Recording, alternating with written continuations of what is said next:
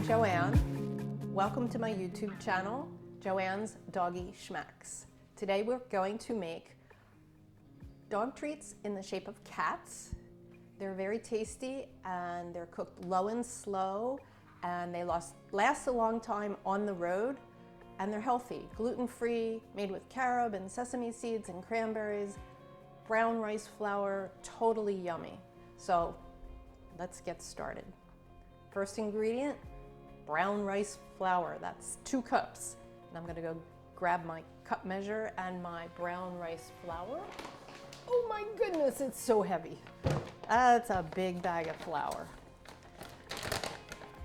And we're gonna do 1 cup. And we're going to use our handy little mini spatula and even off the top. 1 cup. And we're gonna do 2 cups. Here we go. And I prefer brown rice flour over white flour because it's healthier, there's more nutrients, but if your dog has intestinal issues, then definitely switch it out with white rice flour. That would be just fine. So let's put this very heavy bag aside for a second.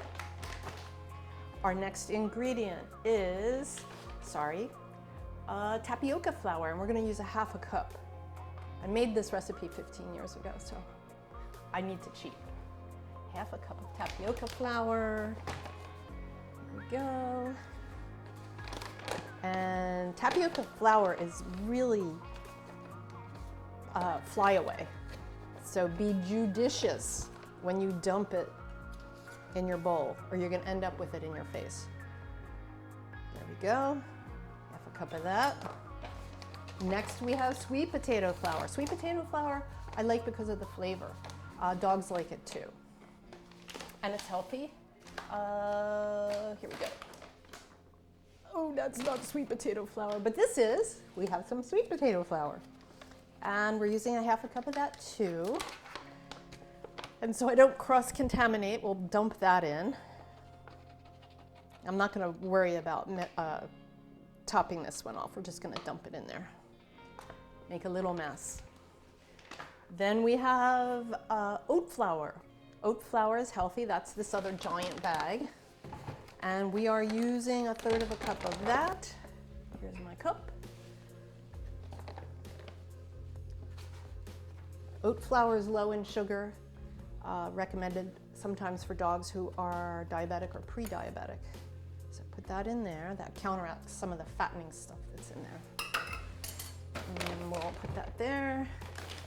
And next we have 1/4 cup of carob powder. Carob comes from a tree, and carob is a bean. I know a lot of people confuse carob and chocolate. They are not even the same animal at all. Chocolate is bad for your dog. Carob is healthy. It actually contains calcium, which was a surprise to me. Being a woman of a certain age, I need calcium, so these treats are actually kind of good for me too. So onward and upward with the carob powder. Carob powder is 1/4 cup. And if I did this right, I still have 1/4 cup measure. Yes.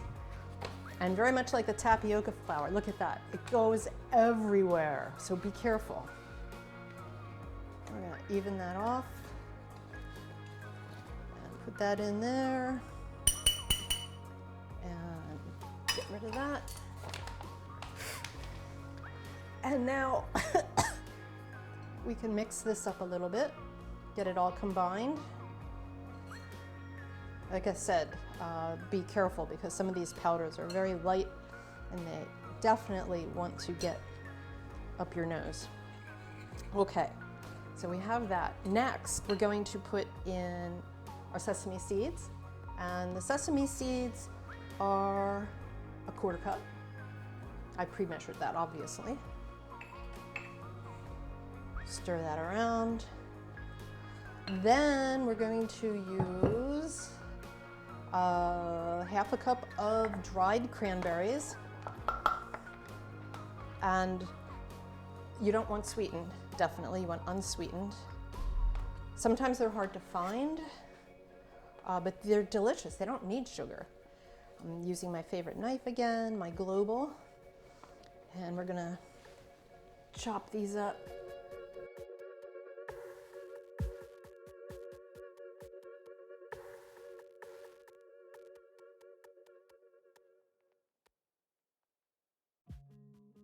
And this is gonna take a minute, so have a cup of tea or a cup of coffee. Actually, no, when you're using a knife, you should definitely pay attention. Because they are fresh, they're pretty sticky, and it is somewhat of a chore to chop them up. It didn't even occur to me that I could perhaps put them in a blender or something, but next time we'll try that. And let's just give it a couple more whacks here. And to just move things along a little bit. I think we'll use them this size. Ideally, you could half these, make them smaller, but let's just get going. So I'm gonna put this in here, move that there. We're gonna use a plastic cutting board this time instead of a wooden cutting board, because I've discovered that the dough doesn't stick as much to plastic, and you don't have to end up wasting flour on your cutting board. So we're gonna mix in the cranberries, and then we're going to add 1.5 cups of water. It's up to you. I don't know where you live. If you live in a place where you have good tap water, definitely use tap water. I'm using tap water today. In the past, I've used spring water. It's good. So we're gonna put in our 1.5 cups of water and mix it around. And I see I've left my favorite fork behind. I'm gonna have to go grab that in a second. Let's get this going. That's looking pretty good. I don't like how it gets stuck in the whisk, which is why I tend to use my fork. And if you'll give me a second, I think I'm gonna do that. Be right back. Right on top, yes. Okay, good. Now we're good to go. All right, here we go. Whoa, much faster, much faster. So you're probably thinking, what's gonna hold all that together? Look at that, it looks pretty flaky. I think we need some oil, and I'm not sure what kind of oil to use anymore. I used to use canola oil, and that is a no-no now, just because it's genetically modified. Olive oil is good. I get tired of olive oil, to be honest, so I'm experimenting, and today we're using 4 tablespoons of melted coconut oil, and just make sure that it's virgin. Evidently, there's more nutrients in the virgin, and it's tastier.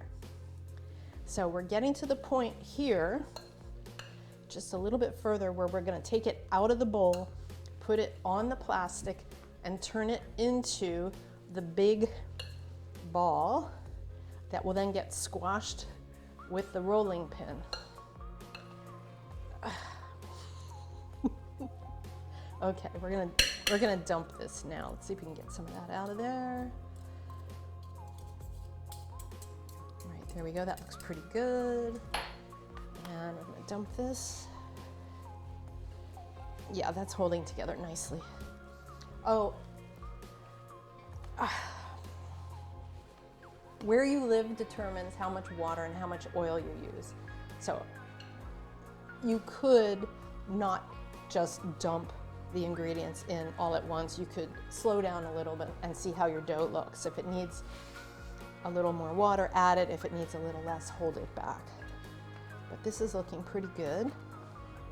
Let's get every last drop. And we're gonna squash this. Make sure everything is all mixed together. It's looking good. Can you tell I work with clay? Yes, I'm a potter also. Okay, squashing down quite nicely. And let's get this big bad boy. That's my favorite rolling pin. Much easier than the last batch of cookies I made. The last one was a struggle. This one is quite easy. You will see some cracking on top, And that's basically because it's gluten-free. Don't worry about it. Just pat it down like you see me doing. And ultimately what you want is a thickness of about 1/8, which I'm going for now. We're going to be using this little kitty cookie cutter. Oh, and coincidentally, this particular recipe is okay for cats to eat too. I have a Facebook friend who's very cat forward, and she loves looking at my cooking page, and she asked me, can my cat eat those critters? And the answer is yes. All right, so we're gonna get started with the cookie cutter. Can't say I know exactly how many cats this makes, but we will know in a minute. We're gonna try the technique that I showed last time where we wiggle. Not gonna work this time. Sometimes when you wiggle the cookie cutter, the cookie will come and then you can just plop it down on the baking pan, but that's not gonna be the case this time.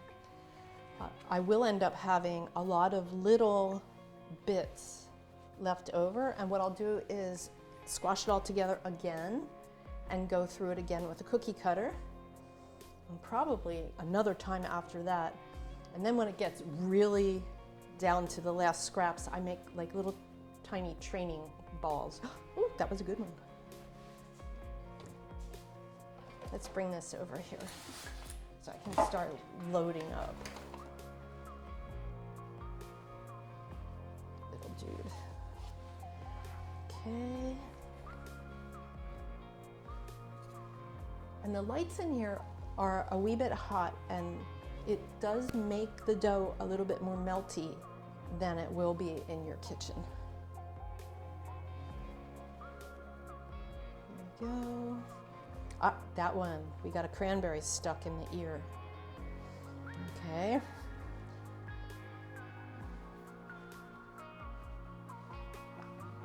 Smells really good in here. It smells like carob. I personally love sesame seeds.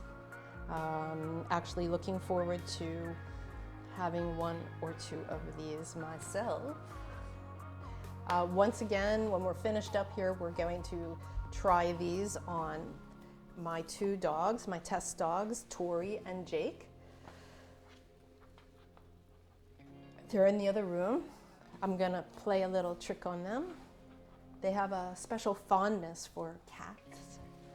And if I say the word C-A-T or kitty, they kind of go crazy. So I'm going to ask them if they want a kitty. Only in the nicest, most polite way, of course. And then I will give them one of these treats and we'll see what they think. But this is how they're lining up so far. They look okay. And these are the bits I was talking about that will get all lobbed back into another ball and flattened again. Don't waste any of that good dough.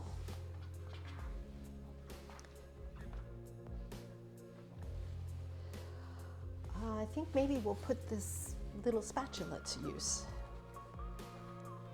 Yes, that's much easier. Okay. My fingers have gotten considerably fatter as I've gotten older. Okay. And we're going to extricate this little cat.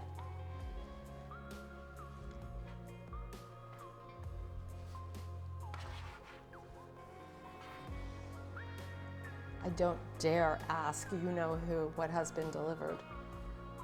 God forbid. Okay,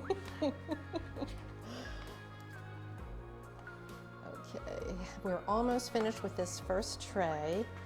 I don't want to totally bore you, so once I get about 5 more of these on this tray, I'm gonna put them in the oven at 300 degrees, 15 minutes one side, flip, 15 minutes the next side, and then 15 more minutes.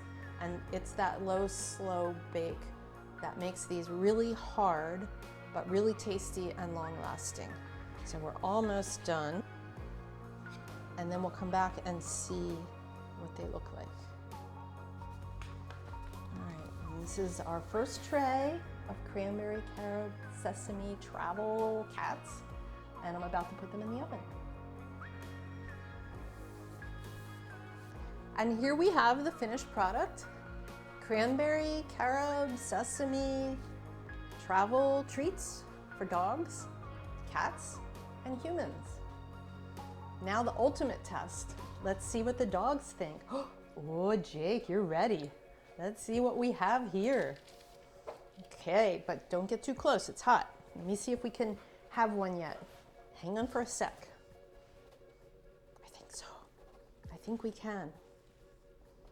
Okay. Okay, sit.